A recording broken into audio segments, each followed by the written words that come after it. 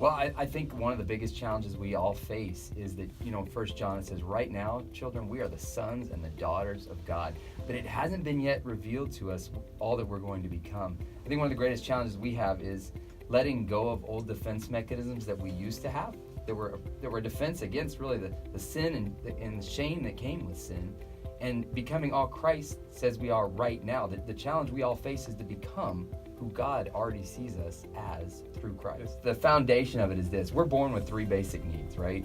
We all need safety. We need to know we're going to be safe.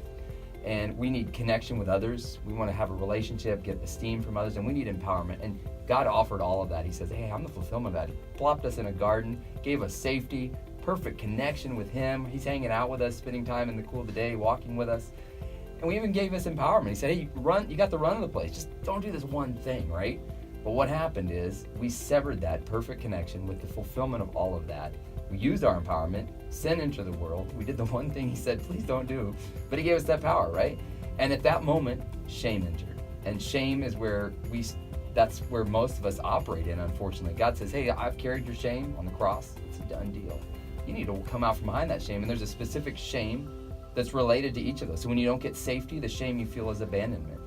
You feel like you were left alone. This person should have cared for you, didn't care for you. And we're in human relationships, so we've all got the same problems. And that creates hurt. So when you don't get the safety you need, you develop a deep shame in the area of abandonment. When you don't get the connection you need, you develop a deep shame in the area of rejection. And then when you don't get the empowerment you need, you develop a deep fear and shame in the area of humiliation. Of course, Adam and Eve, they immediately, as soon as they sinned, they recognized they were naked, and they started to try and cover themselves. And we do the same thing. We create defense mechanisms. So give me an example of those. Yeah, so defense mechanism for abandonment is always self-absorption. So what happens is you say, hey, nobody's looking out for me. What happens is early on, when these things happen to us and we all of a sudden recognize the woundedness of the world we live in, we make an inner vow and we say to ourselves, nobody's ever going to do that to me again. So as a kid, I heard a story about a guy, a very powerful guy, done well in life, but his parents got mad at him and said, we're leaving and never coming home.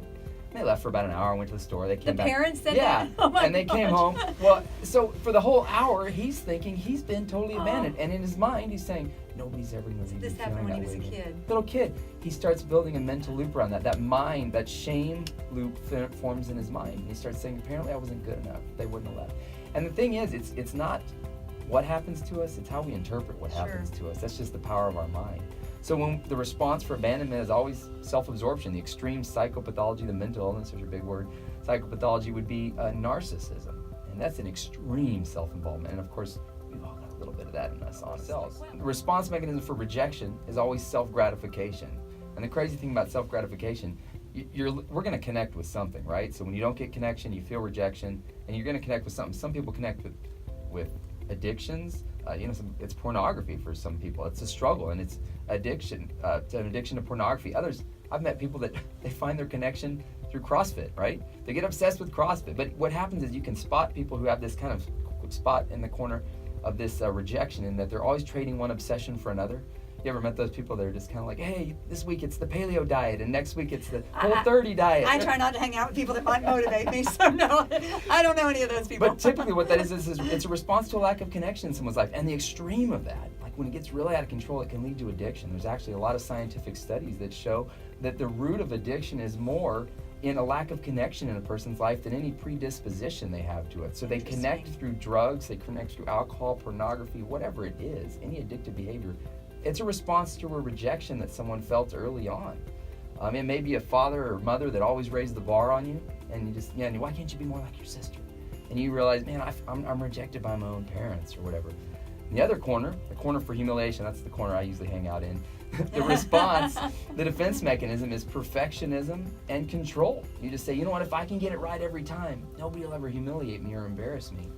So you respond with perfectionism and control. The extreme mental illness that would be associated with that would be obsessive compulsive disorder. And a lot of people joke about OCD, but for people who have it, it's not really a joking matter. It's a serious thing. They feel out of control. So we've all got these insecurities running around. We're bumping into each other. We're all trying to say, I don't want people to see that I've got this shame about me, that I felt rejected, I felt abandoned. And my insecurities bumping into your insecurities, bumping into my wife's insecurity. And we're all trying to just cover shame, and Christ is all saying, stop hiding behind that. Yeah, I was going to